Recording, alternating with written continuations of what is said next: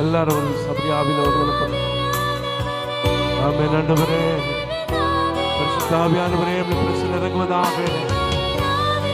ஓ ஹalleluya. இன்னைக்கு ஆண்டவராக இயேசு கிறிஸ்து நாமத்தில் இறங்கி கொண்டிருக்கிறார்.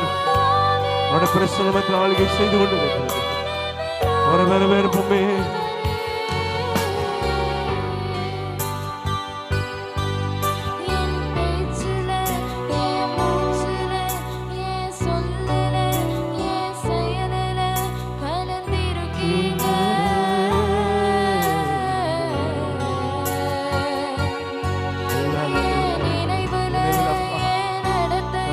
ஆண்டவரே, உணர்வில் இருக்கீங்கப்பா, உயிரில கலந்துருக்கீங்கப்பா. ஆமென் ஆண்டவரே. எல்லாத்தையும் சொல்லுங்க.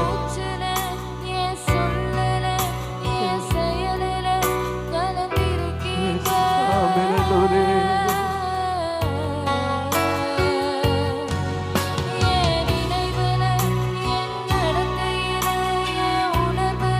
ராபின் ஒருமனப்பட்டு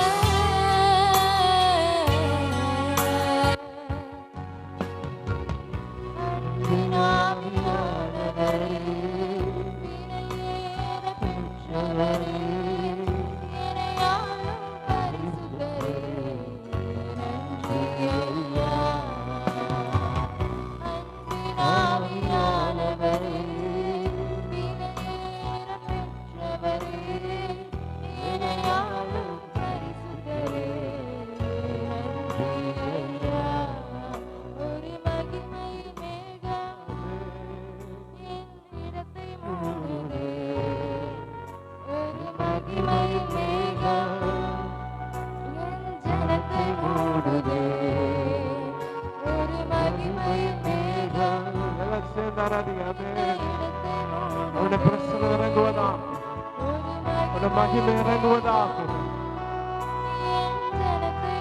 ஆமென்.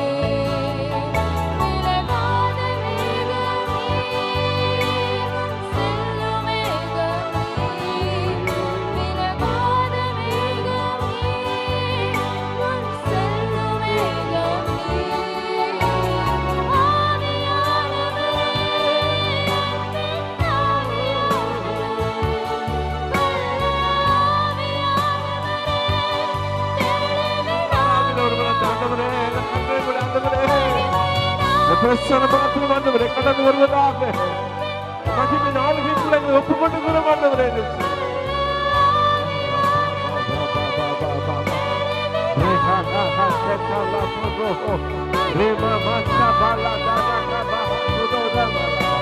மகிமை மகிமை மகிமை மகிமை ஒரு அகதனமும் சந்தனமும்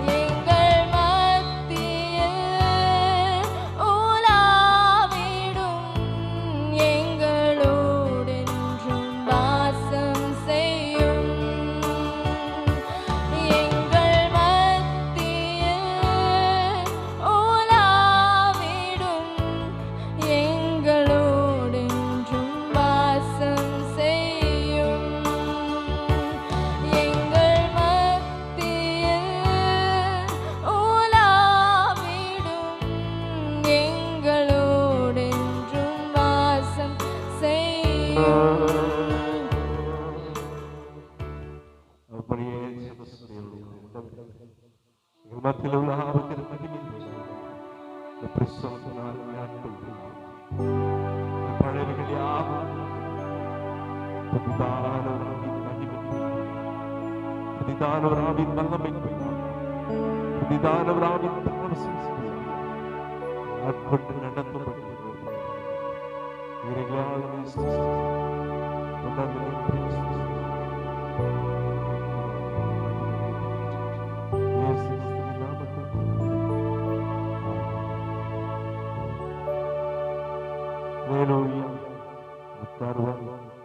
அருமையான நாளிலே கர்த்தர் நம்மை நினைத்திருக்கிறார்.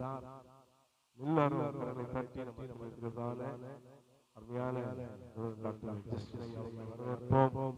கர்த்தர் அவரோடு கூட பெரிய காரியங்களை செய்வார். ஹல்லேலூயா. சத்தமா சொல்லுங்களேன், ஹல்லேலூயா. கர்த்தருடைய பரிசுத்தமுள்ள நாமத்திற்கு மகிமை உண்டாவதாக. ஆண்டவரும் இரட்சகருமாய் இருக்கிற இயேசு கிறிஸ்துவின் நாமத்தினாலே உங்கள் யாவரையும் நான் வாழ்த்துகிறேன். ஹல்லேலூயா. வாசிக்கலாம். 1 கொரிந்தியர் 15வது அதிகாரம் 22வது வசனத்தை வாசிக்கலாம். 1 கொரிந்தியர் 15வது அதிகாரம் 22வது வசனத்தை நான் வாசிக்கிறேன். ஆதாமுக்குள் எல்லாரும் மரிக்கிறது போல கிறிஸ்துவுக்குள் எல்லாரும் உயிர்ப்பிக்கப்படுவார்கள் என்று எழுதப்பட்டிருக்கிறது. இன்றைக்கு நான் சிலுவையில் என்கிற தலைப்பில் நான் தேவனுடைய வார்த்தையை நான் உங்கள் மத்தியிலே நான் கொண்டு வருகிறேன். வேதத்திலே வாசிக்கும் போது ஆதாமுக்குள் எல்லாரும் மரிக்கிறது போல கிறிஸ்துவுக்குள் எல்லாரும் உயிர்ப்பிக்கப்படுவார்கள் என்று எழுதப்பட்டிருக்கிறது. ஏன் நாம் ஆதாமுக்குள் மரிக்கிறோம்? ஏன் வேதம் அப்படி சொல்லுகிறது? வேதத்தில் நீங்கள் வாசிப்பீர்களே ஆனால் ஆதியாகமம் 1வது அதிகாரம் 26வது வசனத்தை வாசிக்கலாம். பின்பு தேவன் தமது சாயலாகவும் தமது ரூபத்தின்படியையும் மனுஷனை உண்டாக்குவோமாக அவர்கள் சமுத்திரத்தின் மச்சங்களையும் ஆகாயத்து பறவைகளையும் மிருக ஜீவன்களையும் பூமி அனைத்தையும் பூமியின் மேல் ஊறும் சகல பிராணிகளையும் ஆள கடவார்கள் என்றார். வேதம் சொல்லுகிறது, ஆண்டவர் மனிதனை தம்முடைய சாயலாக படைத்தார் என்று எழுதப்பட்டிருக்கிறது. தம்முடைய சாயலில் படைக்கப்பட்ட மனிதன் தேவனிடத்தில் ஒரு அதிகாரத்தை பெறுகிறான். வேதம் சொல்லுகிறது, எல்லாவற்றிற்கும் ஆளுகை செய்யக்கூடிய ஒரு மனிதனாய் இருக்கிறான். நன்றாக கவனியுங்கள். அவன் தேவ சாயலில் உருவாக்கப்பட்டவன் என்று வேதம் சொல்லுகிறது. அப்படி என்று சொன்னால் நாமும் தேவனுடைய சாயலில் தான் உருவாக்கப்பட்டிருக்கிறோம். அப்படி என்றால் நாம் ஒவ்வொருடைய தோற்றங்கள், நாம் ஒவ்வொருடைய அமைப்பு எல்லாமே வித்தியாசமாய் இருக்கிறது. ஒருவர் வெள்ளையா இருக்கிறார்கள், ஒருவர் கருப்பா இருக்கிறார்கள், ஒருவர் நல்ல வளர்த்தியா இருக்கிறாங்க, இன்னொருத்தர் குட்டையா இருக்கிறாங்க. அப்படின்னா நாம் எல்லாருமே தேவ சாயலில் உருவாக்கப்பட்டோமா? நல்லா கவனிங்க. மாமிசத்தில் அல்ல, ஒரு மனிதனுக்குள் ஆவி, ஆத்துமா, சரீரம் என்று 3 இருக்கிறது. நாம் ஆவியிலே தேவ சாயலில் உண்டாக்கப்பட்டோம். சொல்லுங்க, எல்லாம் நாம இல்ல ஆவியினாலே, மாமிசத்தில் அல்ல, சரீர தோற்றத்தில் அல்ல, ஆவியினாலே நாம் என்ன செய்யப்பட்டோம்? தேவனுடைய சாயலை பெற்றிருக்கிறோம். வேதத்தில் நீங்கள் வாசிப்பீர்களே ஆனால் ஆதியாகமம் 3வது அதிகாரம் 19வது வசனத்தை வாசிக்கும் பொழுது இந்த தேவனிடத்தில் அவருடைய ஆளுகைக்கு உட்பட்டிருந்த, எல்லா அதிகாரத்திற்கும் உட்பட்டிருந்த அந்த மனிதனுடைய வாழ்க்கையில 19வது வசனத்தை வாசியுங்கள். நீ பூமியிலிருந்து எடுக்கப்பட்டபடியினால் நீ பூமிக்கு திரும்ப மட்டும் நீ மண்ணாய் இருக்கிறாய், மண்ணுக்கு திரும்புவாய் என்று எழுதப்பட்டிருக்கிறது. காரணம் என்ன? நீங்க அதற்கு மேல உள்ள வசனத்தை வாசிக்கும் போது தேவனோடு கூட இருந்த ஆதி மனிதன், தேவனுடைய சாயலில் இருந்த ஆதி மனிதன் இப்பொழுது அவன் என்ன செய்கிறான்? தேவனுடைய வார்த்தைக்கு அவன் கீழ்ப்படியாததுனால அவனுடைய வாழ்க்கையில பாடுகள் வந்தது அப்படின்னு வசனம் சொல்லுது. நீங்க மேல உள்ள வசனத்தை வாசிக்கும் போது நீ பூமியிலிருந்து எடுக்கப்பட்டபடியினால் இருக்கா, அந்த வசனம் இருக்கா? Glory to God. 17வது வசனத்தை வாசிங்க. நீ உன் மனைவியின் வார்த்தைக்கு செவி கொடுத்து புசிக்க வேண்டாம் என்று நான் உனக்கு விலக்கின விருட்சத்தின் கனியை புசித்தபடியினாலே பூமி உன் நிமித்தம் என்ன செய்யப்பட்டிருக்கும்? சபிக்கப்பட்டிருக்கும். வாசிங்க. நீ உயிரோடு இருக்கும் நாளெல்லாம் என்ன செய்வாய்? வருத்தத்தின் அப்பத்தை புசிப்பாய் என்று எழுதப்பட்டிருக்கிறது. அப்படின்னா என்ன? தேவனுடைய சாயலில் இருந்த மனிதன், தேவனுடைய ஆளுகைக்குள்ள இருந்த மனிதன், அவனுடைய வாழ்க்கையில எல்லாவற்றையும் இழந்தவனால் தன்னுடைய வாழ்க்கையில் என்ன வந்துருச்சு அப்படின்னா அவன் கஷ்டப்பட வேண்டிய நிலை வந்துருச்சு.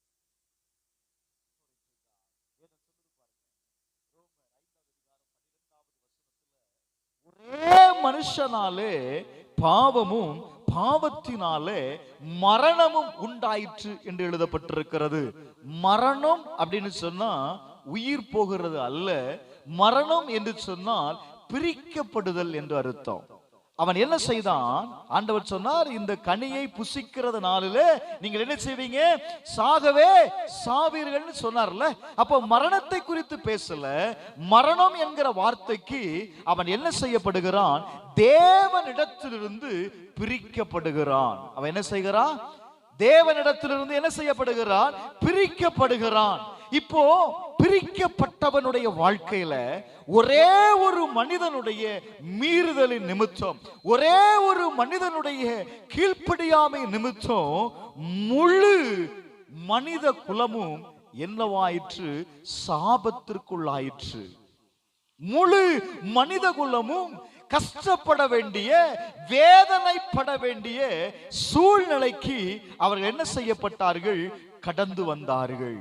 வேதத்துல நீங்க வாசிக்கும் போது glory to God. இப்போ முதல் மனிதன், முதல் ஆதாம், glory to God, அவனால வந்த பாவம் முழு மனுகுலத்தையும் என்ன செய்துட்டுங்க? சொல்லுங்க, கெடுத்து போயிற்று.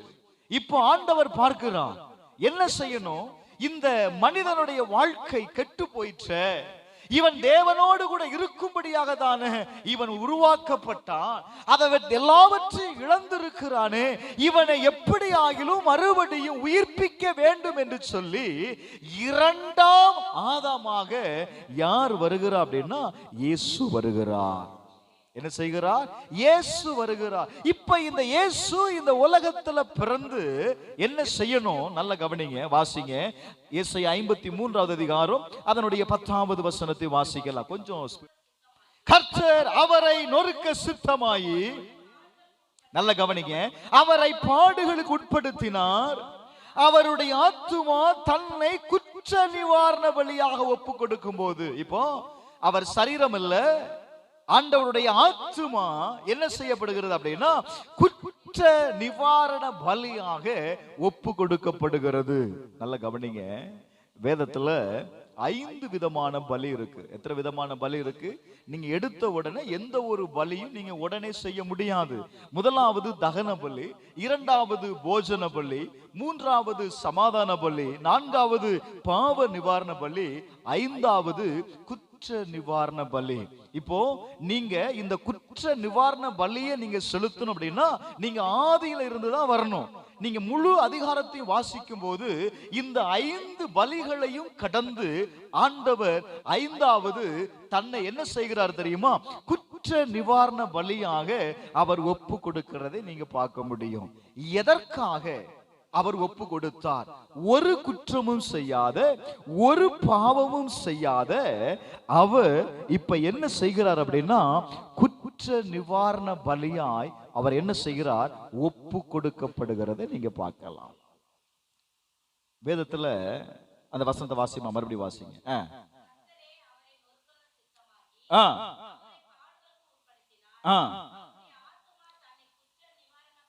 ஒப்பு கொடுக்கும் போது அவர் தமது சந்ததியை கண்டு, அந்த வார்த்தை தான் முக்கியம், அவர் தன்னை நொறுக்க சித்தமான பொழுது குற்ற நிவாரண பலியாய் அவர் ஒப்பு கொடுத்த பொழுது அங்க யார பார்க்கிறாரு?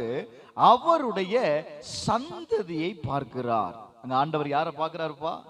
அவருடைய சந்ததியா இருக்கிற அவர் நம்மை பார்த்தார்.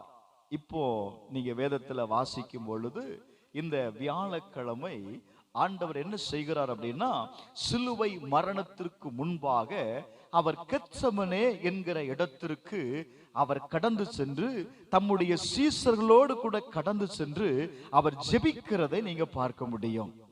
அந்த இடத்துல என்ன நடக்கிறது அப்படிங்கறத மட்டும் நான் காண்பித்து கொடுக்க விரும்புகிறேன். மத்தேயு எழுதின சுவிசேஷம் 26வது அதிகாரம் அதனுடைய 37வது வசனத்தை நீங்கள் வாசிப்பீர்களே ஆனால், வேதத்திலே வாசிக்கும் போது நல்ல கவனிங்க. கூட்டிக் கொண்டு போய் துக்கமடையவும் வியாகுலப்படவும் தொடங்கினார். அப்பொழுது அவர், என் ஆத்துமா என்ன செய்கிறது? மரணத்திற்கு ஏதுவான துக்கம் கொண்டிருக்கிறது. நல்ல கவனிங்க, வேதம் சொல்லுது ஆண்டவர் என்ன செய்கிறாராம், அவருடைய இருதயம் துக்கமடையவும் வியாகுலப்படவும் தொடங்கினார் என்று எழுதப்பட்டிருக்கு. இதே வார்த்தையை நீங்க மார்க் எழுதின சுவிசேஷம் 14வது அதிகாரம் 33வது வசனத்தில் நீங்கள் வாசிக்கும் போது அங்கே எழுதப்பட்டிருக்கிறது. வாசித்து பாருங்க. அவர் என்ன செய்தார்? திகில் அடையவும். அங்க என்ன எழுதப்பட்டிருக்கிறது? திகில் அடையவும் மிகவும் வியாகுலப்படவும் தொடங்கினார் என்று எழுதப்பட்டிருக்கிறது. அவர் ஏன் வியாகுலப்பட்டார்? ஏன் அவருடைய வாழ்க்கையில் பயம் கடந்து வந்தது? யாருக்காக இந்த பயம் அவருடைய வாழ்க்கையில கடந்து வந்தது அப்படின்னு நீங்க கவனிப்பீங்க அப்படின்னா, ஆண்டவர் யாரை குறித்து வியாகுலப்படுகிறார்? இப்போ அந்த தோட்டத்துல எல்லாருடைய பாவமும் அவர் மேல் வைக்கப்படுகிறது. ஒரு மனிதனுடைய பாவம் அல்ல, நம்ம ஒருத்தருடைய பாவத்தை நம்மளால என்ன செய்ய முடியலங்க, தாங்க முடியல. அவர் என்ன செய்தாராம்? அநேகருடைய பாவங்களை, அநேகருடைய பாடுகளை அவர் சுமந்தான். கொஞ்சம் நல்ல கவனிங்க. அந்த வார்த்தையில நீங்க வாசித்தீங்க அப்படின்னா, அவர் வியாகுலப்பட்ட பொழுது இப்ப ஆண்டவர் என்ன செய்கிறார் தெரியுமா? பிதாவை நோக்கி அவர் ஜெபிக்கிறதை நீங்க பார்க்க முடியும். என்ன ஜெபிக்கிறார்னா, ஆண்டவரே, என் பிதாவே, இந்த பாத்திரம் என்னை விட்டு நீங்க கூடுமானால் என்ன செய்யும்? நீங்குபடி செய்யும். ஆனாலும் என் சித்தத்தின்படி அல்ல, உங்க சித்தத்தின்படி ஆக கடவுது. ஏன் ஆண்டவர் அந்த இடத்துல பிதாவை நோக்கி வேண்டுதல் செய்தாரு தெரியுமா? நாம் எல்லாருடைய பாவங்களையும் அவர் சுமந்ததுனால இப்போ பிதா அவரை கைவிட்டு விட்டார். காரணம், இப்ப எல்லாருடைய பாவமும் யார் மேல வந்துருச்சு? அவர் மேல வந்துருச்சு. இப்ப இவரால தாங்க முடியல, வியாகுலம். ஆண்டவரே, நான் என்ன செய்வது? வார்த்தை சொல்லுது, மரணத்திற்கு ஏதுவான வியாகுலம், மரணத்திற்கு ஏதுவான வேதனை. அப்படின்னா என்ன? அந்த மரணத்தின் விளிம்பில் இருக்கிறான். இப்போ ஆண்டவர் பார்க்கிறார். பாருங்களேன், 39வது வசனத்தை மறுபடியும் வாசிங்க. என் சித்தத்தின்படி அல்ல, உம்முடைய சித்தத்தின்படியே ஆக கடவது என்று அவர் ஜெபிக்கிறதை நீங்க பார்க்க முடியும். பிரைஸ் அல்லாஹ். இந்த வேதனை ஏன் அவருக்கு வேதனை வந்தது அப்படின்னா, பிதாவினுடைய சித்தத்தை செய்வதற்கு தான் ஆண்டவர் வந்தார். ஆனா இந்த பிதாவே அவரை கைவிடும் பொழுது என்ன செய்வது என்று தெரியாத ஒரு நிலையில இருக்கிறத நீங்க பார்க்க முடியும். ஏன் தெரியுமா? இப்ப வாசிங்க, சங்கீதம் 110வது அதிகாரம் அதனுடைய 3வது வசனத்தை நீங்க வாசித்து பாருங்க. Glory to God.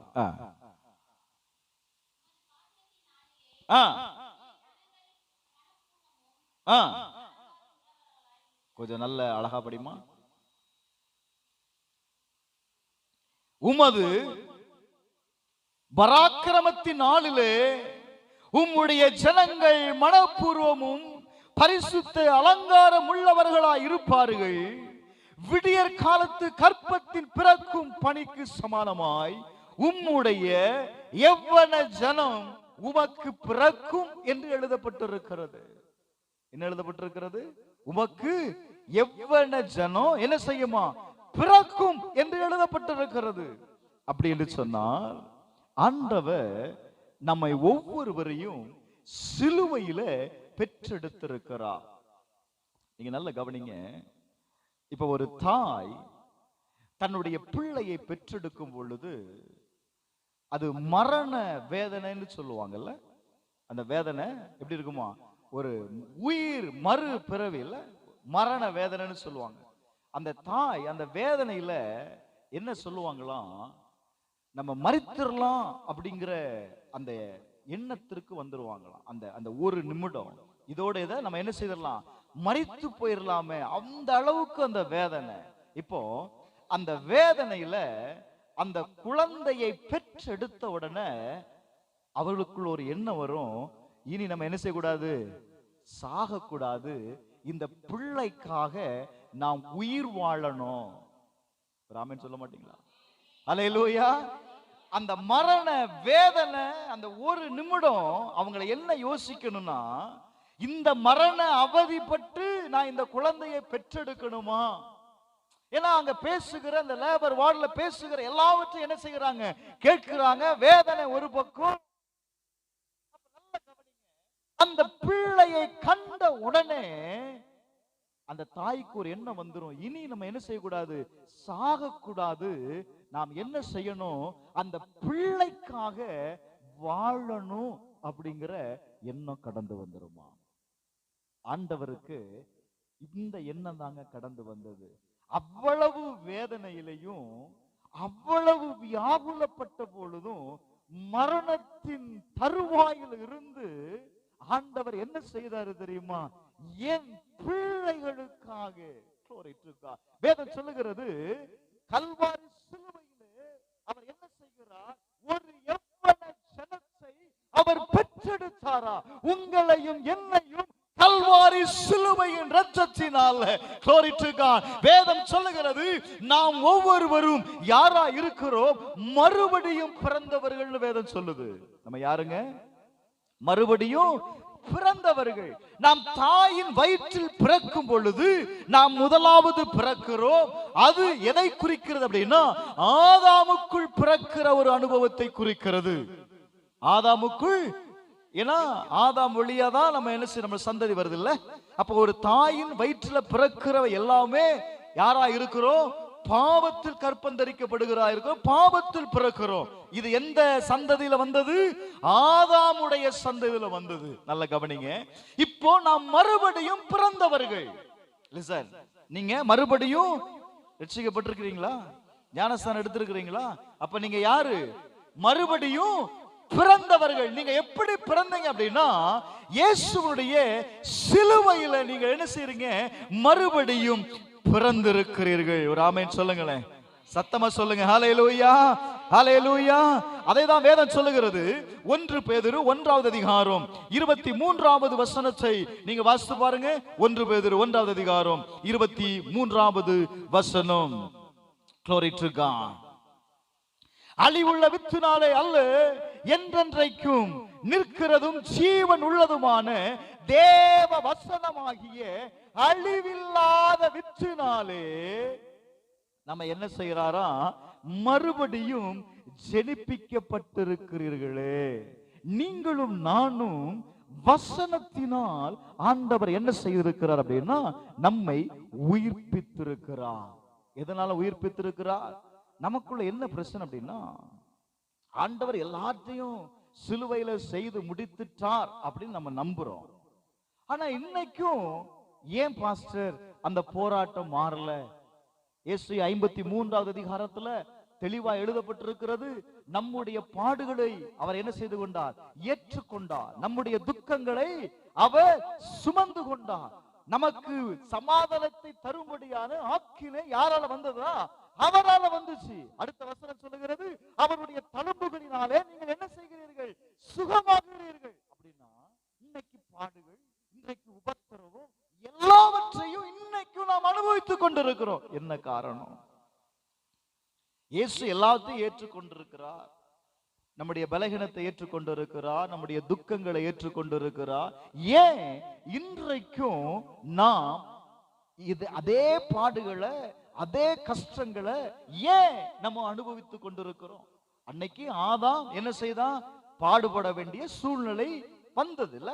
இப்போ நாம் தேவனால் மீட்கப்பட்டிருக்கிறோம், தேவனால் மீட்கப்பட்டிருக்கிறோம். அப்படின்னா ஏன் நம்முடைய வாழ்க்கையில் இந்த பாடுகள் மாத்திரம் மாறாமல் இருக்கிறது? கொஞ்சமாவது யோசித்து பாக்குறீங்களா? ஏன் அப்படின்னா இங்க வசனம் சொல்லுது, நான் தேவனுடைய வார்த்தையினாலே ஜெனிப்பிக்கப்பட்டவர்கள். ராமேன் சொல்லுங்களேன். அல்லேலூயா, அல்லேலூயா. நான் ஒரு ரகசியத்தை சொல்றேன் பாருங்களேன். நீங்க யாருடைய சாயல்ல இருக்கிறீங்க? தேவ சாயல்ல தான்ப்பா. அந்த சாயல் எதுல இருக்கு? உங்க தோற்றத்துல இருக்கா? உங்க சரீரத்துல இருக்கா? இல்ல. எதுல இருக்குன்னு சொன்னேன்? ஆவியில் இருக்கிறது. நீங்க ஆவியின்படி யாரா இருக்கிறீர்கள்? தேவ சாயல் உடையவர்களா இருக்கிறீர்கள். அவருடைய வசனம் என்னவா இருக்கிறது? ஆவியாயும் பட்டயமாயும் ஜீவனாயும் இருக்குது. இப்போ இந்த வசனம், நீங்க கேட்கிற செய்தி இருக்குல்ல, நீங்க கேட்கிற பிரசங்கம் ஏன் உங்களுக்கு பிரயோஜனப்படல, ஏன் உங்க வாழ்க்கையில மாற்றத்தை கொண்டு வரல அப்படின்னா, இந்த வார்த்தை ஆவிக்கு மட்டும்தான் ரெஸ்பான்ஸ் பண்ணும். இந்த வார்த்தை எதுக்கு ரெஸ்பான்ஸ் பண்ணும்? ஆவிக்கு மட்டும்தான் ரெஸ்பான்ஸ் பண்ணும். ஆனா இந்த சரீரம் இருக்கு பாருங்க, எல்லாவற்றுக்கும் ரெஸ்பான்ஸ் பண்ணும். ஆனா ஆவி தேவனுடைய வார்த்தைக்கு மட்டும்தான் ரெஸ்பான்ஸ் பண்ணும். அப்ப நான் என்ன செய்யணும்? தேவனுடைய வார்த்தையை நான் எடுத்துக்கொள்ளும் பொழுது, இத சாதாரணமான வார்த்தையா நான் எடுத்துக்கொண்டேன் அப்படின்னா உங்க வாழ்க்கையில மாற்றத்தை பார்க்க முடியாதுங்க. ஆண்டவருடைய வசனம் சொல்லுகிறது, எப்பா நான் இந்த உலகத்தை நான் ஜெயிச்சிருக்கிறேன். வசனம் ஒரு நாளும் இந்த உலகத்துல நீங்க சந்தோஷமா இருப்பீங்கன்னு சொல்லல. இந்த உலகத்தில் உங்களுக்கு என்ன உண்டு? உபத்திரவம் உண்டு, பாடுகள் உண்டு. ஆனாலும் நான் உலகத்தை ஜெயித்திருக்கிறேன். அப்ப இந்த வார்த்தையை, இந்த உலகத்தை நான் எப்படி ஜெயிக்கிறது? உங்க சரீரத்துல ஜெயிக்க முடியுமா? ஜெபத்துல ஜெயிக்க முடியுமா? முடியாது. அப்ப எதுல ஜெயிக்க முடியும் அப்படின்னா விசுவாசத்துல மட்டும் நாங்க ஜெயிக்க முடியும். இந்த விசுவாசம் எதுல வருது அப்படின்னா தேவனுடைய வார்த்தையை கேட்கிறதுனாலதான் விசுவாசம் வரும். இரண்டாவது, நான் விசுவாசிக்கிறேன். இன்னைக்கு நிறைய விசுவாசிகள் ஆண்டவர் தான் பாஸ்டர் நான் விசுவாசிக்கிறேன்னு சொல்றோம். ஆனா என்ன வரமாட்டுக்கு? நம்பிக்கை வரமாட்டுக்கு. விசுவாசிக்கிறோம், ஆனா என்ன வரல? நம்பிக்கை வரல. வசனம் என்ன சொல்லுது? விசுவாசம் என்கிறது நம்பப்படுகிறவரின் உறுதி, அது நிச்சயம். அப்ப நீங்க எதையாவது நீங்க தேவனிடத்திலிருந்து பெற்றுக்கொள்ளணும் அப்படின்னா இந்த வார்த்தை உங்களுக்குள்ள இருந்து என்ன செய்யணும் தெரியுமா? கிரியை செய்யணும். இப்ப நீங்க நல்ல கவனிங்க. எசேக்கியேல் 36வது அதிகாரம் அதனுடைய 26, 27 நீங்க வாசித்து பாருங்க. Glory to God. ஆண்டவர் என்ன செய்யறார் பாருங்களேன். 36வது அதிகாரம் 26, 27 சீக்கிரம். உங்களுக்கு நவமான இருதயத்தை கொடுத்து உங்கள் உள்ளத்திலே நான் என்ன செய்கிறேன்? புதிதான ஆவியை கட்டளையிட்டு கல்லான இருதயத்தை உங்கள் மாமிசத்திலிருந்து எடுத்து போட்டு சதையான இருதயத்தை உங்களுக்கு நான் என்ன செய்வேன்? நான் கொடுப்பேன். நீங்க மறுபடியும் கல்வாரியில பிறந்தீங்கல்ல, மறுபடியும் பிறந்தீங்கல்ல, மறுபடியும் நீங்க ரட்சிக்கப்பட்ட உடனே வேதம் சொல்லுகிறது, ஒருவன் கிறிஸ்துவுக்குள் இருந்தால் யாரா இருக்கிறானா? சொல்லுங்க. புதிய சிருஷ்டியா இருக்கிறான். பழையவைகள் எல்லாம் என்ன செய்யணும்? ஒளிந்து போயிடுச்சு. இங்க வேதம் சொல்லுகிறது, ஆண்டவர் என்ன செய்கிறாரா? உங்களுக்கு நவமான இருதயத்தை கொடுக்கிறார். எப்படிப்பட்ட இருதயத்தை கொடுக்கிறாரு? அடுத்த வார்த்தை சொல்லுகிறது, உங்கள் உள்ளத்தில் புதிதான ஆவியை கட்டளையிட்டு கல்லான இருதயத்தை உங்கள் மாமிசத்திலிருந்து எடுத்து போடுகிறார். கல்லான இருதயத்தை எங்க இருந்து எடுத்து போடுறாரு? உங்க இருதயத்திலிருந்து எடுத்து போடுறார், உங்க மாமிசத்திலிருந்து எடுத்து போடுறாரு. ஏன்? நீங்க இப்ப யாரு? உங்களுக்குள்ள ஒரு புதிய ஆவியை வைத்திருக்கிறார். வேதம் சொல்லுகிறது, நீங்கள் மாமிசத்துக்கு உட்பட்டவர்கள் அல்ல. நீங்க யாருன்னு வேதம் சொல்லுது? ஆவிக்குட்பட்டவர்கள். நீங்க யாரு? ஆவிக்குட்பட்டவர்கள். நம்ம இன்னைக்கு என்ன செய்யறோம் அப்படின்னா, மாமிசத்தில் வருகிற போராட்டத்தையே பார்த்து, மாமிசத்தில் வருகிற பிரச்சனையே பார்த்து பார்த்து நம்ம என்ன நினைக்கிறோம்? நம்ம வாழ்க்கையில இனிமேல ஜெயிக்கவே முடியாதுடா இல்ல, அந்த முடிவுக்கு வந்துருதோம். இனிமேல் நம்ம என்ன செய்யறோம்? ஜெயிக்கவே முடியாது. ஆனா ஆண்டவர் சொல்லுகிறார், உன்னுடைய மாமிசத்துல நீ ஜெயிக்க முடியாது, அது பலகீனம் உள்ளது. ஆனா உனக்குள் இருக்கிற ஆவியில நீ என்ன செய்ய முடியும்? ஜெயிக்க முடியும். அதனால தாங்க அடுத்த வசனம் சொல்லுது பாருங்க, உங்கள் உள்ளத்துல நான் என்ன செய்கிறேன்? என் ஆவியை நான் வைக்கிறேன். ஏன்னா ரட்சிக்கப்படுவதற்கு முன்பாக உங்களுடைய சுய விருப்பத்தின்படி, சுய சித்தத்தின்படி நீங்க என்னெல்லாம் செய்ய நினைச்சீங்களோ, உங்க மனம் விரும்பினதை, உங்களுடைய சிந்தைகளை யோசித்ததை நீங்க செய்வீங்க. ஆனா இப்ப ஆண்டவர் சொல்றாரு, இப்ப நீ அதெல்லாம் செய்த அப்படின்னா மறுபடியும் உன்னால என்ன செய்ய முடியாது? ஒரு புதிய வாழ்க்கையை வாழ முடியாது. இப்ப ஆண்டவர் என்ன செய்யறாரு? ஒரு புதிய இருதயத்தை கொடுத்து அதற்குள்ள அவருடைய ஆவியை வைக்கிறாராம். இப்ப இந்த ஆவி என்ன செய்கிறது? இப்ப நான் புதிய மனுஷன்ல, புதிய சிருஷ்டி, எனக்கு ஒண்ணுமே தெரியாது. இப்ப ஆண்டவர் என்ன செய்யறார்? நீ நடக்க வேண்டிய வழியை உனக்கு காண்பிக்கிறார். நீ நடக்க வேண்டிய வழியை உனக்கு காண்பிக்கிறார். நீ என்ன செய்யணும், இந்த பிரச்சனையை எப்படி மேற்கொள்வது என்பதை ஆண்டவர் உனக்கு என்ன செய்கிறார்? கற்றுக் கொடுக்கிறார். ஆமென் சொல்லுங்களேன். ஹல்லேலூயா, ஹல்லேலூயா. வேதம் சொல்லுகிறது, என் ஆவியை, யாருடைய ஆவியை? என் ஆவியை நான் உங்களுக்குள்ள வைத்திருக்கிறேன். இப்ப நல்ல கவனிங்க. 1 கொரிந்தியர் 6வது அதிகாரம் 17வது வசனத்தை வாசித்து பாருங்க. 1 கொரிந்தியர் 6வது அதிகாரம் 17வது வசனம். சீக்கிரம். Glory to God. 1 கொரிந்தியர் 6வது அதிகாரம் 17வது வசனம். அப்படியே கர்த்தரோடு இசைந்து இருக்கிறவனும் அவரோட ஒரே ஆவியாய் இருக்கிறான். ஒரு ஆமென் சொல்லுங்களேன். அல்லேலூயா. இப்ப சொல்லுது, நாம் மறுபடியும் பிறந்தவர்கள். ரைட்? அதை விட்டுறக்கூடாது. நாம் மறுபடியும் பிறந்தவர்கள். இப்ப ஆண்டவர் என்ன செய்கிறார்? இங்க வசனம் சொல்லுகிறது, நாம் யாரோடு கூட இசைந்து இருக்கிறோம்? கர்த்தரோடு கூட இசைந்து இருக்கிறோம். அப்படின்னா என்ன வார்த்தை சொல்லுகிறது? அவருடைய ஒரே ஆவியாய் இருக்கிறார், கர்த்தரோடு இசைந்து இருக்கிறவனும். இப்ப அவருடைய ஆவியும் என்னுடைய ஆவியும் என்னவா இருக்கிறது? சத்தமா சொல்லுங்க. ஒரே ஆவியாய் இருக்கிறது. மாமிசத்திற்கு அங்க இடமே இல்லை. அதுதான் ரோமர் 6:11 சொல்லுகிறது, இயேசு கிறிஸ்துவுக்குள் நாம் என்ன செய்கிறோம்? நாம் பிழைக்கிறவர்களாய் இருக்கிறோம். மாமிசத்தின்படி வாழ்ந்தால், மாமிசத்தின்படி இருந்தால் நாம் என்ன செய்ய முடியாது?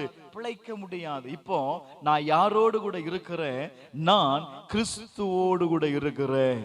அன்றைக்கு ஆதாம் படைக்கப்பட்ட பொழுது அவன் என்ன செய்தான் அப்படின்னா, தேவனுடைய ஆளுகைக்குள் இருக்கிறது வர அவ யாரோடு கூட இருந்தாங்க? தேவனோடு கூட இருந்தான்ல. ஒவ்வொரு நாளும் தேவன் வந்து அவனை என்ன செய்தார்? விசாரித்தார், பேசினார்ல. அப்போ அவனுக்குள்ள ஒரு நல்ல ஒரு ஐக்கியம் இருந்துச்சு. இப்போ அவன் எப்போ கீழ்ப்படியாம போனானோ அப்ப என்ன உண்டாயிற்று? ஒரு பிரிவினை கடந்து வந்துருச்சு. அந்த பிரிவினை வந்ததுனாலதான் அவன் வாழ்க்கையில என்ன வந்துச்சு? பாடுகள் வந்துச்சு, உபத்திரவம் வந்துச்சு. நம்ம எத்தனையோ வசனங்களை, எத்தனையோ வார்த்தைகளை நம்ம கேட்கிறோம். ஆனா வசனத்திற்கு நாம் கீழ்ப்படுகிறோமா? கொஞ்சம் யோசித்து பாருங்க. 1 கொரிந்தியர் 3வது அதிகாரம் 1, 2 ஆகிய வசனத்துல வாசிக்கும் போது அப்போஸ்தலனாகிய பவுல் கொரிந்தி சபைக்கு எழுதும் போது அவன் எப்படி பார்க்கறான் பாத்தீங்க அப்படின்னா, உங்களை குழந்தையாவும் பார்க்க முடியல, உங்களை நீங்க மாமிசத்திற்குரியவர்களாகவும் பார்க்க முடியல. ரெண்டு இல்லாத நிலையில இருக்கிறதுனால நான் என்ன செய்ய வேண்டியதா இருக்கிறது, உங்களுக்கு நான் பாலை கொடுக்க வேண்டியது அவசியமா இருக்கிறது அப்படிங்கிறான். தேங்க்யூ. நீங்க பாலையே குடிச்சிட்டு இருந்தீங்க அப்படின்னா ஒரு நாளும் என்ன செய்ய முடியாது, வளர முடியாது. அப்ப நீங்க நல்லா புரிந்து கொள்ளுங்க, கல்வாரியின் சிலுவை உங்க வாழ்க்கையில ஒரு முடிவை கொடுத்திருக்கிறது. நான் முதல்ல சொன்னேன், அந்த பாடுகள், அந்த உபத்திரவங்கள், அந்த வேதனைகள் ஏன் ஆண்டவர் கண்டு வியாகுலம் அடைந்தார் தெரியுமா? அந்த கல்வாரி சிலுவையில உங்களையும் என்னையும் அவர் கண்டாருங்க. எத்தனை பேர் விசுவாசிக்கிறீங்க? ஹல்லேலூயா, ஹல்லேலூயா, ஹல்லேலூயா. நாம் ஆதாமுக்குள் நாம் மரித்தோம், ஆனால் கிறிஸ்துவுக்குள் நாம் உயிர்ப்பிக்கப்பட்டிருக்கிறோம். எப்படி உயிர்ப்பிக்கப்பட்டிருக்கிறோங்கிறத மட்டும் நான் சொல்லி நான் முடிக்கிறேன். ரோமர் 8வது அதிகாரம் அதனுடைய 16வது வசனத்தை வாசித்து பாருங்க. 8வது அதிகாரம் 16வது வசனம். நாம் தேவனுடைய பிள்ளைகளா இருக்கிறோம் என்று ஆவியானவர் தாமே நம்முடைய ஆவியுடனே கூட என்ன கொடுக்கிறாராம் அப்படின்னா சாட்சி கொடுக்கிறார். நீங்க யாரு சொல்லுங்க? மறுபடியும் பிறந்தவர்கள் சொன்னேன். இப்ப யாருன்னு வேதம் சொல்லுகிறது? நீங்கள் தேவனுடைய பிள்ளைகளாய் இருக்கிறீங்க அப்படின்னு சொல்லி யாரு சாட்சி கொடுக்கிறா? பரிசுத்த ஆவியானவர் சாட்சி கொடுக்கிறார். சாட்சினா என்ன? சாட்சினா என்னப்பா சொல்லுங்க, உங்ககிட்ட தான் கேட்கிறேன், சொல்லாம முடிக்க முடியாத. சாட்சினா என்ன? என்ன இப்படி யோசிக்கிறீங்க? அந்த சாட்சியை நான் கேட்கலம்மா. சாட்சினா என்ன? கோர்ட்ல இப்போ ஜட்ஜிக்கு முன்னாடி ஒரு குற்றவாளி எவிடன்ஸா, ஒரு குற்றவாளி, ஐயா நான் எந்த தப்புமே பண்ணல, நான் சும்மா தான் மரத்தை பார்த்துட்டே நின்னையா அப்படின்னு சொல்றார். இவன் சொன்னதெல்லாம் உண்மை அப்படின்னு இன்னொருத்தர் என்ன செய்யணும்? அதை ஆமோதிக்கணும். ஆமையா நானும் பார்த்தேன், இந்த பிள்ளை ஒரு தப்பும் செய்யல.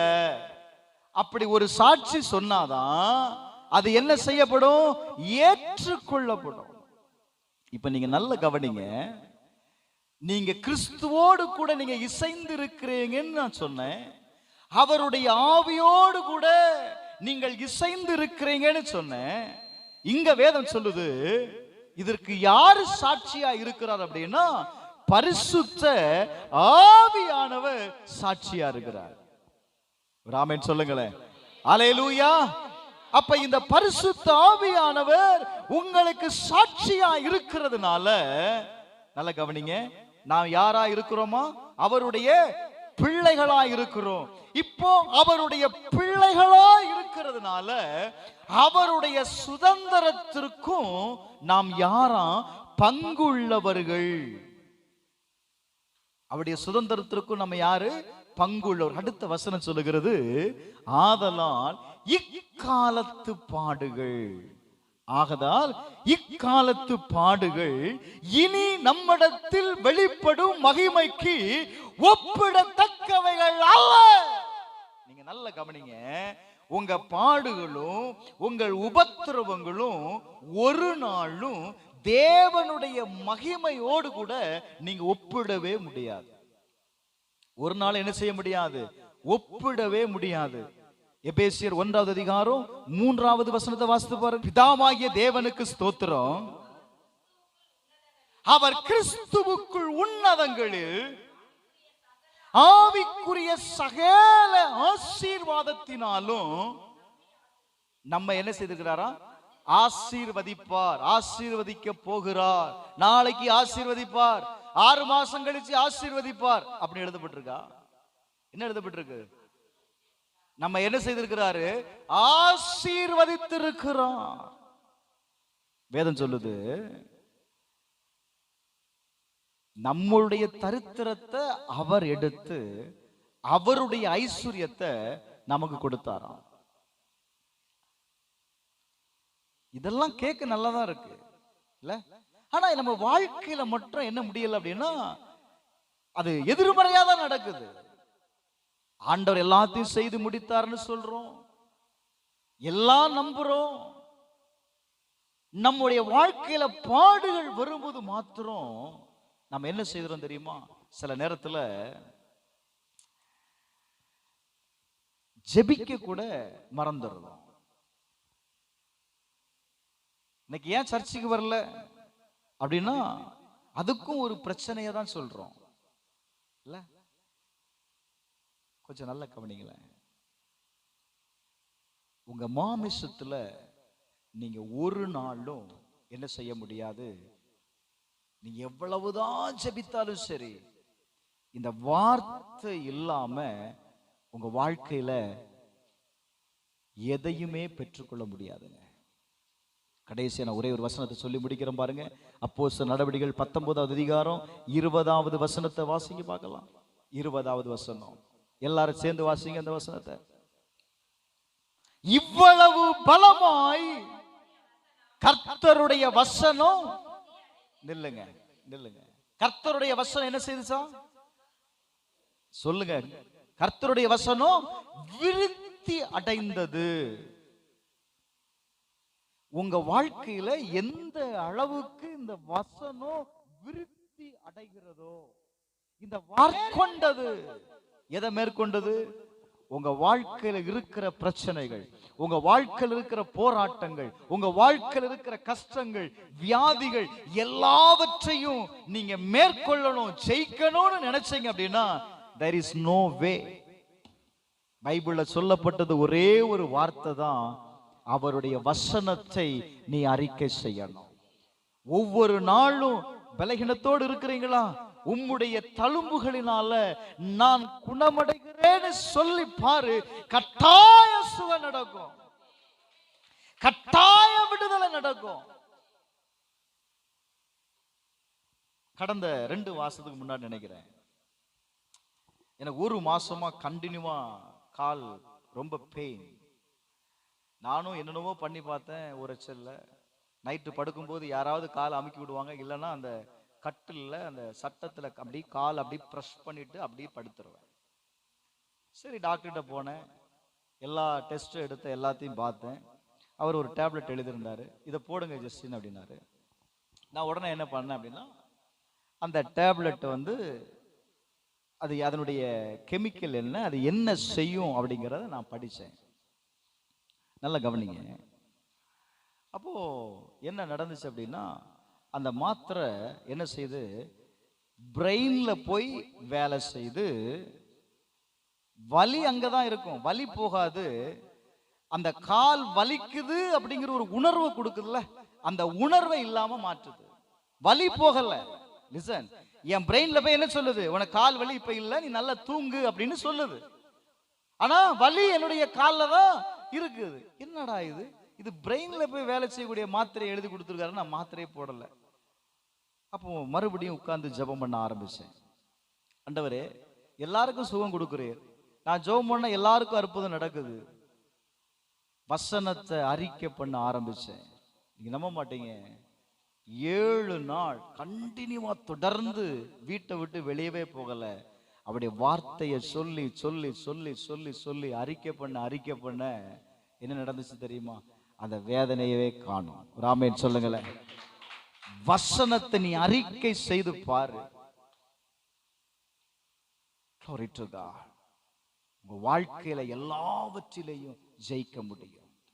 ஏங்க, அந்த முழு உலகமே வார்த்தையினாலதான் உண்டாக்கப்பட்டிருக்கு. 2வது, நீங்க பேசுகிற வார்த்தையில ரொம்ப கவனம் உடையவர்களாயிருக்கணும். நீங்க பேசுகிற வார்த்தையில ரொம்ப கவனம் உடையவர்களாயிருக்கணும். நீங்க எப்போ என்ன பேசினாலும் இந்த தேவனுடைய வார்த்தையை நீங்க பேசி பாருங்க. வேதம் சொல்லுகிறது, இந்த வார்த்தை உங்க வாழ்க்கையில கிரியை செய்கிறத நீங்க பார்க்க முடியும். ஒண்ணு வேதத்தை அப்படியே அறிக்கை பண்ணுங்க, இல்ல அப்படின்னா அந்நிய பாஷையில ஜெபம் பண்ணுங்க. உங்க வாழ்க்கையில கல்வாரியில் இருக்கிற அந்த வெற்றியை, ஆண்டவர் நமக்கு கொடுத்ததான அந்த ஜெயத்தை நீங்க உங்க வாழ்க்கையில நீங்க பார்க்கணும், அதை கிளைம் பண்ணணும்னா ரெண்டே வழிதான். இந்த வேத வார்த்தை, இந்த வசனத்தை நீங்க ஒவ்வொரு நாளும் வேலைக்கு போவதுக்கு முன்னாடி ஒரு 5 வசனத்தையாவது மனப்பாடம் பண்ணி என்ன செய்யுங்க, அறிக்கை பண்ணிட்டே போங்களேன். அந்த வார்த்தையை சொல்லிக்கிட்டே போங்க, அதை தியானம் பண்ணிக்கிட்டே போங்க. கட்டாயம் உங்க வாழ்க்கையில என்ன உண்டாகும் தெரியுமா? நன்மை உண்டாகும். ராமேன் சொல்லுங்களேன். அந்த நாட்களில் நடக்கிற எல்லா பிரச்சனைகளையும் உங்களால மாற்றி அமைக்க முடியும். எனக்கு அன்பான தேவ பிள்ளையே, அநேக பாடுகள், நான் சொன்னேன், அந்த கல்வாரி சிலுவையில இருந்து அவர் பார்த்தது யாரு தெரியுமா? உங்களையும் என்னையும். வேதம் சொல்லுது, அந்த சாட்டையினால, இது முடிக்கிறேன், 39 அடிகள் அடித்தாங்கல்ல. இப்போ அந்த சாட்டையில 9 கயிறுகள் இருக்குமா. அந்த கயிறுகளுடைய முனையில இந்த கருங்கல், அந்த பாறை உடைக்கிற அந்த இடத்துல அந்த அந்த சில், அந்த பாலிஷா அப்படி தெரிக்கும் பார்த்தீங்களா, அதே போல சில்ல என்ன செய்வாங்களாம், அந்த முனையில கட்டி வைத்திருப்பாங்களாம். நீங்க அந்த சில்லு உங்க காலில் நீங்க கீறிச்சு அப்படின்னா அது ரொம்ப நாள் ஆறாம், பயங்கர வலி கொடுக்கும். கொஞ்சம் யோசித்து பாருங்க. அப்போ 39 அடிகள் அடிக்கும் போது அவருடைய சதைகள் என்ன செய்யப்பட்டது? கிழிந்து. அப்போ நீங்க நல்லா நினைக்கணும், இந்த இவ்வளவு பாடுகள் பட்டிருக்கிறார், இவ்வளவு உபத்திரவத்தை. அந்த வசனத்தை வாசிக்கலாமா? ஏசாயா 53வது அதிகாரத்தை எடுத்துக்கொள்ளுங்க. Glory to God. சீக்கிரம் வாசிமா. மெய்யாகவே அவர் நம்முடைய பாடுகளை ஏற்றுக்கொண்டு நம்முடைய துக்கங்களை சுமந்தார். 7வது வசனத்தை வாசித்து பாருங்க. அவரை நொறுக்கப்பட்டும் ஒடுக்கப்பட்டும் இருந்தார். 10வது வசனத்தை வாசித்து பாருங்க. கர்த்தரோ அவரை நொறுக்க சித்தமாகி அவரை என்ன செய்தாராம்? அவருடைய ஆத்துமாவை குற்ற நிவாரண பலியாக ஒப்பு கொடுத்தாராம். நம்ம எல்லாரும் எழுந்து நிற்போம்.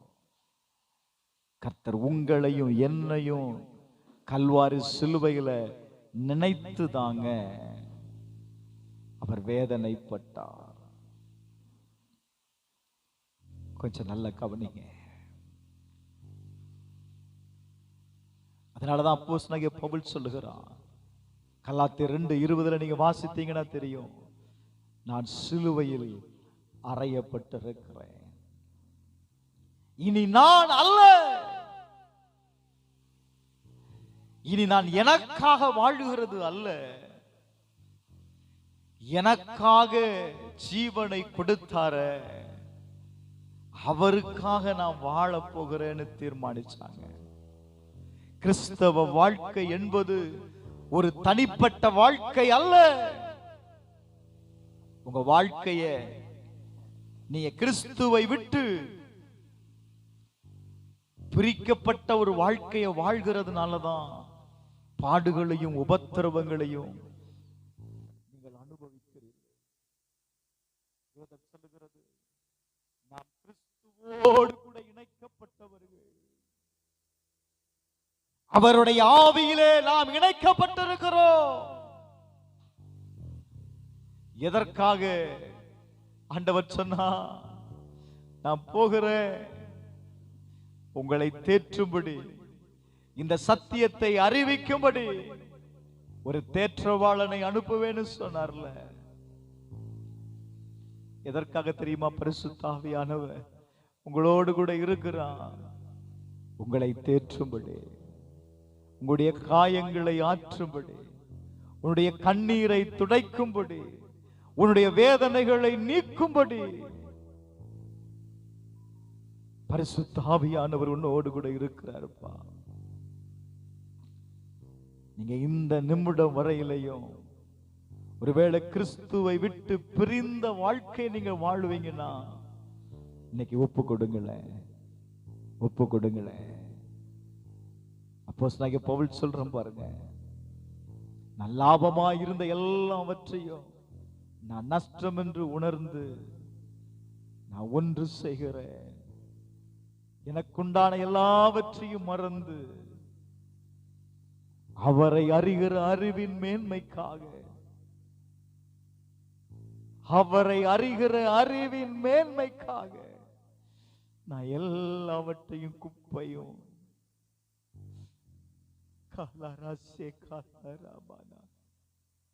அவரை அறிகிற அறிவு தாங்க உங்க வாழ்க்கையில உயரத்தை கொண்டு வரும். அவரை அறிகிற அறிவு தாங்க உங்க வாழ்க்கையில பூரணமான வாழ்க்கையை கொண்டு வரும். வேதம் சொல்லுகிறது, என் ஜனங்கள் என்னை அறியாமையினாலதான், என்னை அறிந்து கொள்ளாததுனாலதான் அவருடைய வாழ்க்கையை சங்காரமாக்கி கொள்ளுகிறார்கள், அவருடைய வாழ்க்கையை கெடுத்துக் கொள்ளுகிறார்கள். சபையே, நீ ஒப்புக்கொடு, இன்னைக்கு ஒப்புக்கொடு,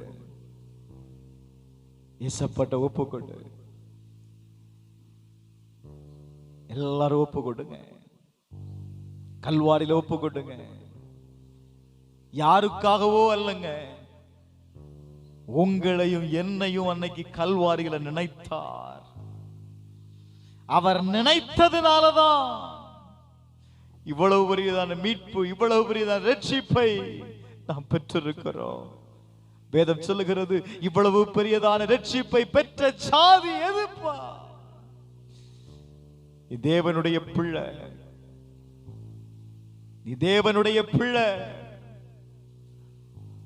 கர்த்தர் உன்னை ஆசீர்வதித்திருக்கிறார். சகல ஆசீர்வாதத்தினாலும் நீ ஆசீர்வதிக்கப்பட்டவை. இன்னைக்கு சொல்லு, ஆண்டவரே நான் ஆசீர்வதிக்கப்பட்டவையா. வாய்களை திறந்து சொல்லுங்க, நான் ஆசீர்வதிக்கப்பட்டவன். கல்வாரியில என் தரித்திரத்தை நீங்க எடுத்து எனக்கு ஐஸ்வர்யத்தை கொடுத்திருக்கிறீங்கப்பா. இந்த உலகத்துல நான் இனி ஐஸ்வர்யம் உள்ளவனாய் வாழணும். என் வியாதி அன்னைக்கு கல்வாரியில எடுத்துட்டீங்க, என் துக்கத்தை நீங்க அன்றைக்கு சுமந்துட்டீங்கப்பா. என் பாடுகளை நீங்க ஏற்றுக்கொண்டு இருக்கிறீங்க. சகோதரி, நீ அநேக நேரம் சொல்லுகிறது உண்டு, என் பாடுகளை, என் உபத்திரவங்களை யாருமே பார்க்கிறது இல்ல. கர்த்தர் உன்னை காண்கிற தேவன்மா, அவர் உன்னை பார்த்து கொண்டிருக்கிறார். உன் வியாகுலத்தை அவர் பார்க்கிறார், உன் கண்ணீரை அவர் பார்க்கிறார், உன் ஜெபத்தை அவர் பார்க்கிறார். அவர் விண்ணை விட்டு தூரமா இல்ல, அவர் உனக்கு சமீபமா தான் இருக்கிறார். ஆனா ஒன்று, நீ அவர் வார்த்தையை நீ எடுத்துக்கொள்ளணும். வார்த்தையை பேச ஆரம்பிங்க, வார்த்தையை பேச ஆரம்பிங்க. கட்டாயம் உங்க வாழ்க்கையில மாற்றத்தை பார்ப்பீங்க. கட்டாயம் உங்க வாழ்க்கையில பிரச்சனைக்கு முடிவு உண்டாகும் சிஸ்டர். ஓ, கட்டாயம் வாழ்க்கையில் இருக்கிற தரித்திரங்கள் மாறும். கட்டாயம் வாழ்க்கையில் இருக்கிற கடன் என்கிற அடிமைத்தனம் மாறும். வார்த்தை சொல்லுத, நீ கடன் கொடுப்பான், நீ கடன் வாங்காதிருப்பாய். சொல்லு, ஆண்டவரே நான் கடன் கொடுக்கிறவனாய் இருப்பேன். சொல்லு, அறிக்கை பண்ணு, அறிக்கை பண்ணு. நீ வார்த்தையை சொல்ல சொல்ல சொல்ல ஆண்டவர் உன்னை கடன் கொடுக்கிறவனாய் மாற்றுவார்ப்பா, உன்னை கடன் வாங்குறவனாய் அல்ல. அவருடைய தழும்புகளினால நான் குணமடைகிறேன்னு சொல்லு. என்னை பலப்படுத்துகிற கிறிஸ்துவினாலே எல்லாவற்றையும் செய்ய எனக்கு பலன் உண்டுன்னு சொல்லு. ஆவியானவர் உன்னை பலப்படுத்துவார். கடைசியா சொல்லி நான் ஜெபிக்கிறேன். உங்க மாமிசத்துல இருந்து நீங்க போராடுனீங்க அப்படின்னா ஜெயத்தை மாக்க முடியாதுப்பா. நீ போராட வேண்டியது எதுல தெரியுமா? நீ ஆவியில ஜெபிக்கணும், ஆவியில நிறைந்து ஜெபிக்கணும். ஆண்டவர் சொன்னா, ஜெபின்னு சொன்னாரு. அவர் பட்ட வியாகுலத்தை எப்படி மேற்கொண்டார் தெரியுமா? ஜெபத்துலதான் மேற்கொண்டார். ஜெபத்துலதான் மேற்கொண்டார். அந்த வியாகுலத்தை, அந்த பாடுகளை, அந்த வேதனையை அவர் ஜெபத்துலதான் மேற்கொண்டார். வேற எப்படியும் நீங்க மேற்கொள்ளவே முடியாதுப்பா. வசனத்தை சொல்லு, ஜெபம் பண்ணு, கட்டாயம் அந்த போராட்டம் மாறும். எங்கள் பரலோக பிதாவே, வார்த்தைக்கு ஒப்பு கொடுக்கிற ஒவ்வொருவருக்காக ஜெபிக்கிறப்பா. உங்க வல்லமை உள்ள கரம் இறங்குவதாக, ஒவ்வொரு சரீரத்திலும் இறங்குவதாக, ஒவ்வொருவருடைய ஆண்டவரே சிந்தையிலையும் இறங்குவதாக, எங்கள் மாமிச சரீரத்தில் இறங்குவதாகப்பா. ஆண்டவரே, உம்மை நோக்கி ஜெபிக்கிற ஒவ்வொருவருக்காக நான் ஜெபிக்கிறேன்ப்பா. வசனம் விருத்தி அடைய, விருத்தி அடைய ஆண்டவரே, நாங்கள் எல்லாவற்றையும் மேற்கொள்ளக்கூடிய பலனை நாங்கள் உம்மிடத்திலிருந்து நாங்கள் பெற்றுக் கொள்ளுகிறோமே. எங்கள் சபை பெற்றுக்கொள்ளட்டும், வார்த்தையை பெற்றுக்கொள்ளட்டும். இந்த வார்த்தையின்படி ஆண்டவரே வாழ நீர் அனுக்கிரகம் செய்வீராக. அந்த ஒவ்வொரு மக்களுக்காக நான் ஜெபிக்கிறேன்பா. இந்த திருச்சபைக்காக நான் ஜெபிக்கிறேன். இந்த திருச்சபையினுடைய பக்தி விருத்திக்காக நான் ஜெபிக்கிறேன்பா. இந்த பகுதியில விருத்தி அடையட்டும். பல ஆயிரக்கணக்கான ஜனங்கள் ஆலயத்தை தேடி கடந்து வருவார்களாக. வெளிச்சத்திற்கு போகிற வாசல் எங்கே என்று சொல்லி ஆண்டவரை கேட்டு கடந்து வருவார்களாகப்பா. இந்த பகுதியில் ரட்சிக்கப்படுகிற ஜனங்களை இந்த சபைக்கு கொண்டு வாங்கோ. வார்த்தையை நாங்கள் நிலைநிறுத்துகிறோம். உங்க வார்த்தையை நாங்கள் நிலைநிறுத்துகிறோம்ப்பா. உங்க வார்த்தையை நாங்கள் விதைக்கிறோம். அது 30, 60, 100 மேனியாய் பலன் கொடுக்கக்கூடிய சபையாய் மாறட்டும். ஆண்டவரே, எங்கள் திருச்சபை குடும்பங்கள் ஒவ்வொருவரையும் நினைக்கிறோம். இந்த நாளில் கல்வாரி சிலுவையில அவர்களையும் நீங்க நினைச்சிருக்கீங்கப்பா. கர்த்தர் நினைத்தவர் வேதத்தில் நாங்கள் வாசிக்கிறோமே, கர்த்தருக்கு சித்தமானது வாய்க்கும் என்று எழுதப்பட்டிருக்கப்பா. ஆண்டவரே, கர்த்தருக்கு சித்தமானது அவர் கையில் வாய்க்கும் என்று எழுதப்பட்டிருக்கிறது. உங்களுடைய சித்தம் இந்த திருச்சபையில நிறைவேற நான் ஒப்பு கொடுக்கிறேன். உங்க சித்தம் நிறைவேறுவதாக, உங்க சித்தம் நிறைவேறுவதாக. இந்த இடத்துல இந்த சபை உருவாக்கப்பட்டதற்கு ஒரு நோக்கம் உண்டுப்பா. உங்க சித்தத்துக்கு நான் ஒப்பு கொடுக்கிறேன். கர்த்தருடைய சித்தம் மாத்திரம் நிறைவேறட்டும். ஆலயத்திற்குள் வந்திருக்கிற ஒவ்வொருடைய வாழ்க்கையிலையும் எதை செய்ய வேண்டும் என்று சித்தம் கொண்டிருக்கிறீர்களோ அந்த காரியங்கள் எல்லாம் வாய்க்கும்படி நான் ஜெபிக்கிறேன். இயேசுவின் நாமத்தில் ஜெபிக்கிறேன் எங்கள் ஜீவனுள்ள நல்லருமை பிதாவே. ஆமென், ஆமென்.